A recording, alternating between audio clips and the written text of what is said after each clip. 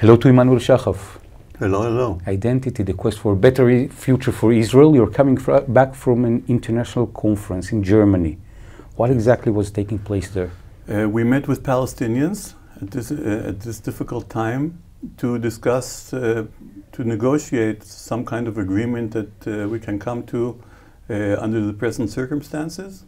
We were hoping it would be a little bit outside the box. In the end, it was pretty much inside the box, meaning that the Palestinians stuck to their two-state approach, and we Israelis also remained on the two-state approach, which means that both sides are in a continuum of denial. Okay? Yet you were presenting the one-state solution, the Yes. federation solution, the cantons, and what was the atmosphere towards those ideas? There was really any problem with it. It wasn't that they didn't like it, because we know, of course, that a considerable part of the Palestinian public is in favor for a one-state solution.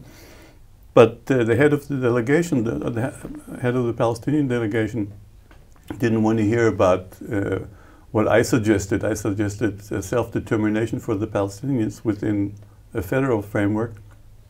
He didn't want to hear of self-determination. He wanted a state. So we relented and agreed in the end to a Palestinian state, which at this time for Israelis to agree to that is a considerable step. But these are only talks between activists, so I'm not sure they're going to have a big impact. And since I'm pretty sure we're going to go to a one-state solution in the end, I'm not more concerned. Yet many countries, including in Europe, are in favor, out loud, for the first time towards a Palestinian state. It's not really a big bloc. It's only three, for the time being, it's three countries, and it's Ireland, Norway, and Spain. They're not the most important countries in Europe. The most important countries are still hedging and haven't decided yet. And I think there won't be a single position by the European Union for the time being. And there won't be agreement with the United States. So this issue will remain outstanding for quite a while. I don't think anybody wants to recognize a Palestinian state before it actually comes into being, and that is still a long way ahead. And do you think that the decisions, the last decisions in Hague towards the international courts, towards the fighting in Israel, are going to create a real difference in ground, in Rafah, in Gaza? It'll make the army more concerned, and it'll make the government more careful. The ministers won't be as outspoken as they were before. But in the end, the fighting will continue, and as we've seen, it continues, even including terrible accidents, like it happened 2 days ago. So you don't think it would stop the war? It won't stop the war. It won't stop the war as long as the United States permit us to continue the war. It won't stop the war. Do you think that the last declaration of the justice authorities within the IDF, that soldiers were doing, let's say, illegal, or they are investigating illegal measures that were done by Israeli army forces, it's something that is a step to the right place? Well, it's obviously a step into the right place, but it unfortunately came only as a result of the pressure in Hague, because I don't remember ever the army authorities publish the fact that they're investigating cases of, except in unusual cases maybe, cases of illegal acts by the soldiers in war. Around 70 cases. 70 cases. We're talking about 70 cases right now, which is a not inconsiderable number. Okay, so if we're talking about 70 cases that are being investigated, we can say that there are probably a lot more cases that are not investigated. But the fact that they are being investigated and that the army owns up about it is a result of what's happening in The Hague.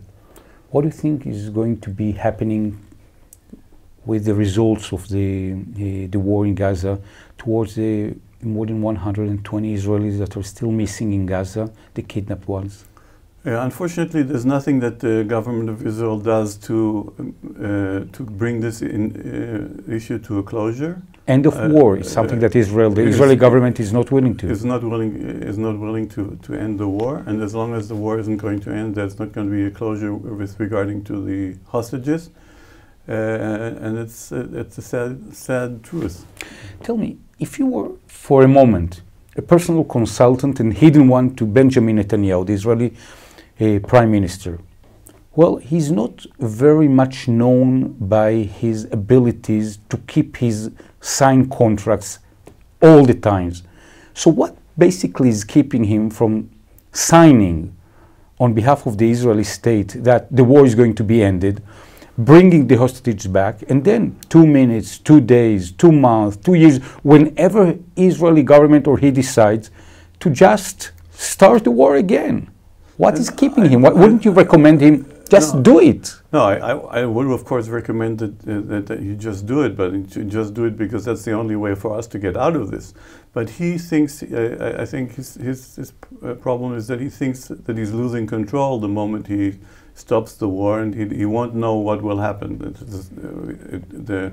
Everything will start moving on its own while he's doing, not that he has much control while the war is going on, but while the war is going on, he has control over the army, he can control the amount of violence, he can keep things under check. The moment the war stops, other things start more. The political field is going to start moving.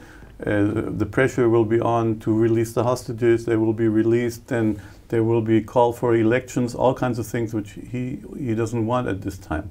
So I think he's purely looking out for his own good, and there's nothing we can do to convince him to change his view on ending the war. The war at this time is completely counterproductive. Okay, there's absolutely no added value to keeping the war going for one more day. Do you think that in the northern part, the Israelis are going to be coming to their homes safely within the war in Gaza?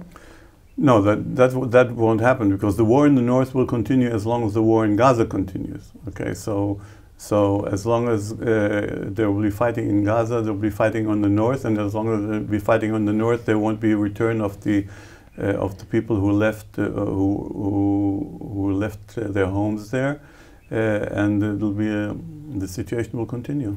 The situation which embraces huge amount of violence, and there is a unique draft report about the economy as part of the mechanism that enables people or bringing them into the ambition to create this kind of violence with the economy aspect. Yes.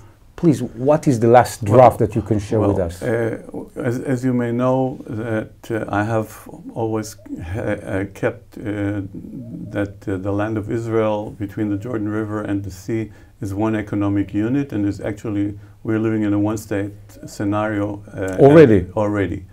But the economic data which are presented are not the ones for the one-state scenario. We're cheating. Israel's providing data for Israel and not for the Palestinians, which are under our control. And similarly, the Palestinians are only giving the numbers for themselves. When you combine the numbers, you get an amount of inequality which is very close to the highest amount of inequality in the whole world. There's a coefficient, the Gini coefficient, which indicates the amount of inequality. It's expressed in percentages between 0 and 1. The higher the percentage, the more inequality there is, the higher the inequality is. The highest inequality in the world is in South Africa, which is about 60.5%. In Israel, Palestine combined, it's 60.1%. There is a correlation between the amount of violence in the territory and the Gini coefficient, the amount of inequality. And the more inequality, the more violence. And the violence that we have here in Israel-Palestine is to a certain degree a reflection of the economic inequality. And that has to be addressed. And the best way to address that is in a one-state scenario, in a federation, as we are proposing.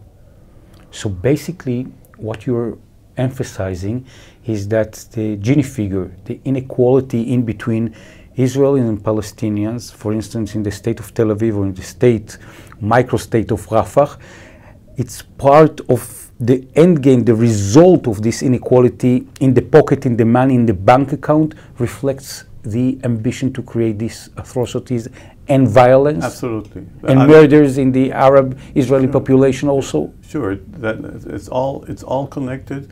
It's all connected to the economic reality and to the inequality, and it has to be addressed. And the best way to address that is in a real one-state scenario. So we have to make the changes as required. Do you think when we're conducting this interview approximately every few short weeks, if we would create this interview 6 months from now, summarizing 2024, what is going to be the headlines that you would put to this year? I think Israel has come to a stop. I think we're stuck. I think the political echelon doesn't know how to deal with the situation.